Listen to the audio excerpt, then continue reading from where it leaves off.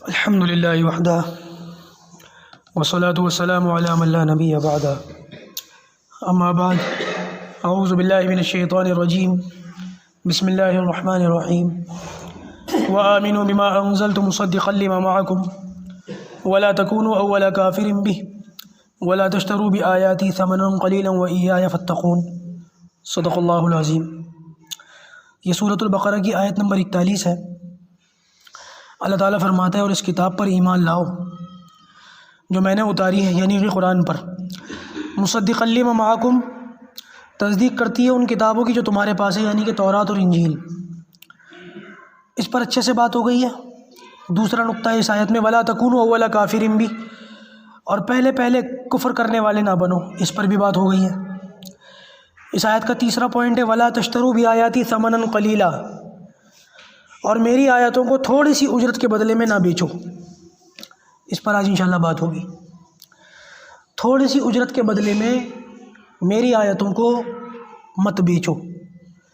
یہودیوں میں اور عیسائیوں میں یہ حال تھا کہ قوم کو خوش کرنے کے لیے، قوم کے مطلب کا فتویٰ دینے کے لیے تورات اور انجیل کی جو آیتیں تھیں اس کی کوئی مناسب تعویل کر دیا کرتے تھے جس سے سیٹھ جی خوش ہو جائیں، یا خلط ملط کر کے، جوڑ توڑ کر کے بیان کیا کرتے تھے، یا جس کی تعویل نہیں ہو سکتی تھی، خلط ملط نہیں ہو سکتا تھا، اس کو چھپا لیا کرتے تھے۔ جی ایسی کوئی آیت ہی نہیں ہے ہماری کتاب میں، آپ خوش ہو جاؤ۔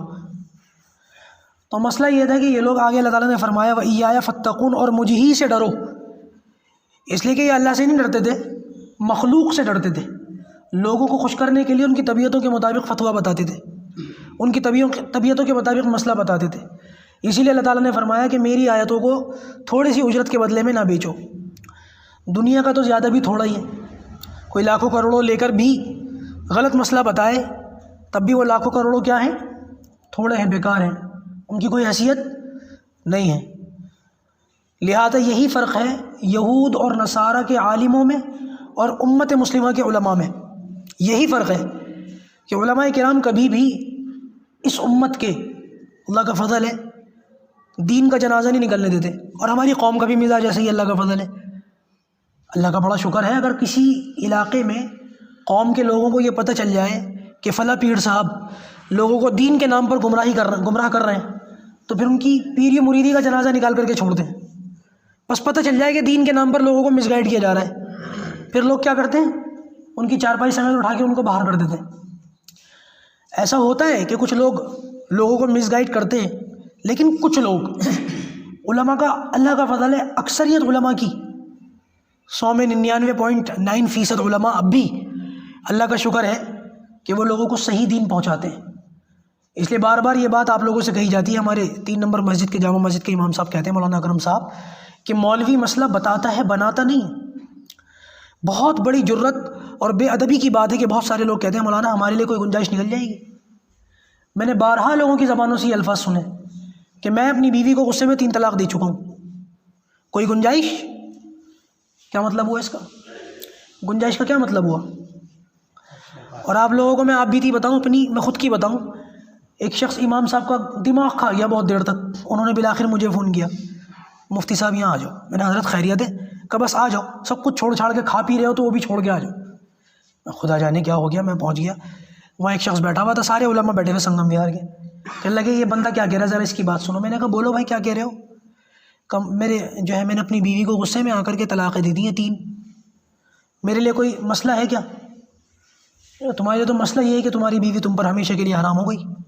یقین ماننا میں اللہ کے کلام کے آگے بیٹھا ہوں، اس بندے نے جیب سے کچھ پیسے نکالے اور میرے آگے کر کے کہہ رہا ہے مولانا میرا کچھ خیال کرو، میرے چھوٹے چھوٹے بچے ہیں۔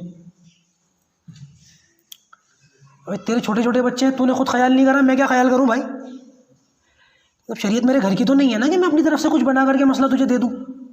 یہودیوں کا، علماء کو تو مزاج نہیں ہے نا ہمارا، اللہ کا فضل ہے۔ تمہارے لیے کوئی گنجائش نہیں ہے، ساری زندگی سر پیٹتے پھرو۔ اس نے کہا میں مر جاؤں گا، تو میں نے کہا بھائی مر جاؤ، میں کیا کر سکتا ہوں اس میں؟ یہی الفاظ میں نے استعمال کیے، میں نے کہا بھائی مر جاؤ، میں کیا کر سکتا ہوں؟ اب بتاؤ میں کیا، خانہ کعبہ کے امام کچھ کر سکتے ہیں؟ میں سمجھتا ہوں وقت کے ولی ہوں اور بڑے بزرگ ہوں وہ کچھ کر سکتے ہیں، کیونکہ شریعت ہم لوگوں کے گھر کی نہیں ہوتی. ہم لوگوں کو یہ اختیار، نبی کو اختیار نہیں ہے کہ وہ شریعت کو لوگوں کی طبیعتوں کے مزاجوں کے مطابق بدل کر پیش کر دیں. یہ اختیار تو انبیاء کو نہیں ہے نا. انبیاء کا کام کیا ہے؟ جو کچھ اللہ تعالیٰ نے شریعتوں کے اندر نازل فرما دیا اس کو جو کا تو لوگوں تک پہنچا دیں، ماننا نہ ماننا لوگوں کے ایمان پر. لیکن نبی لوگوں کو ایمان میں داخل کرنے کے لیے اپنی طرف سے کچھ جمع خرچ نہیں کر سکتے. جب نبی نہیں کر سکتے تو ایک چھوٹے سے مولوی کی کیا اوقات کہ وہ مسئلہ بدل کر لوگوں کے سامنے پیش کرے. خیر یہ ایک لمبی چوڑی بات ہے، اس پر مجھے آپ کے سامنے ایک تھوڑی اچھی لمبی چوڑی وضاحت کرنی ہے. وہ یہ کہ یہاں پر ایک مسئلہ یہ آ جاتا ہے کہ آیتوں کو تھوڑی سی اجرت کے بدلے میں نہ بیچو. تو کیا یہاں پر یہ سوال اٹھ سکتا ہے کہ کیا علماء نماز پڑھانے کی یا بچوں کو قرآن پڑھانے کی یا نکاح پڑھانے کی یا XYZ جو بھی دینی تعلیمات ہیں، دینی خدمات ہیں، ان خدمات پر تنخواہ لے سکتے ہیں؟ وَلَا تَشْتَرُوا بِآيَاتِي ثَمَنًا قَلِيلًا. اس آیت کے ذیل میں کیا یہ بات آتی ہے کہ ایک مسجد کے اندر کسی شخص کو امام متعین کر لو اور اس کو تنخواہ دو؟ کیا اس کا امامت کے بدلے میں تنخواہ لینا جائز ہے؟ کیا بچوں کو پڑھانے کے بدلے میں اس کا فیس لینا جائز ہے؟ کیا نکاح پڑھانے کے بدلے میں اس کا پیسہ لینا جائز ہے؟ یہ ایک بحث ہے لمبی چوڑی، اور اس پر انشاءاللہ میں کل بات کروں گا. بس آپ کے سامنے ایک چھوٹی سی بات رکھ دوں. اللہ تعالیٰ نے فرمایا وَلَا تَشْتَرُوا بِآيَاتِي ثَمَنًا قَلِيلًا. تھوڑی سی اجرت کے بدلے میں نہ بیچو، تھوڑی سی اجرت. اور جو کچھ ہم اپنے علماء کو دے رہے ہیں وہ تھوڑا سا ہی ہوتا ہے. دنیا داروں کی تنخواہوں کے یا ان کی آمدنی کے مقابلے میں علماء کو جو کچھ مل رہا ہے وہ کیا ہے؟ وہ تھوڑا سا ہی ہے. آپ یقین مانیے گا سال بھر پہلے، بلکہ سال بھر سے بھی زیادہ پرانی بات ہو گئی، سال بھر پہلے تو لاک ڈاؤن لگا تھا. لاک ڈاؤن سے پہلے اخبار کے اندر یہ خبر آئی تھی کہ میں نے خود پڑھا تھا وہ اخبار کے اندر، وہ ٹکڑا شاید رکھا بھی ہو. اس کے اندر یہ تھا کہ کچھ لوگوں نے وہ کہیں جانے کے لیے ایک آٹو کو رکایا، آٹو کے اندر بیٹھے تو بات چیت کر کے پتہ چلا کہ آٹو چلانے والے جو آٹو ڈرائیور ہیں وہ ایک کسی مسجد کے امام صاحب تھے. 10 سال انہوں نے اس مسجد میں خدمت انجام دی. بہرحال ہوتا ہے لوگوں کی ناراضگی کی وجہ سے یا کسی ہوتا ہے، ہر ایک کو خوش کرنا ویسے بھی پاسبل نہیں ہے. بہرحال 10 سال ایک مسجد کے اندر امامت کی خدمت انجام دینے کے بعد بیچاروں کو آٹو چلانی پڑ گئی. نہیں اگر آپ نے کسی پادری کو دیکھا ہو آج تک کہ اس نے آٹو لیا ہو چرچ سے نکلنے کے بعد، یا کسی پنڈت کو دیکھا ہو کہ وہ ٹیکسی چلاتا ہو، دیکھا ہے آپ نے؟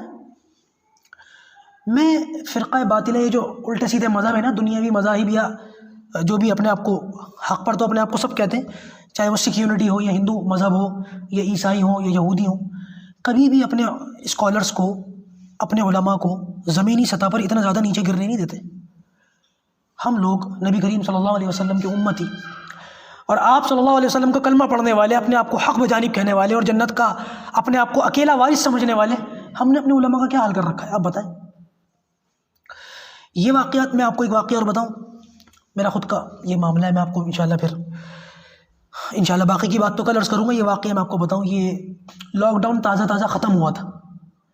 وہ ہوتا نا جب لاک ڈاؤن کچھ ختم ہوا تھا تو سختی کچھ باقی تھی، ماسک لگا کر کے گھومی ہے اور کم سے کم سڑکوں پر نظر آئی ہے.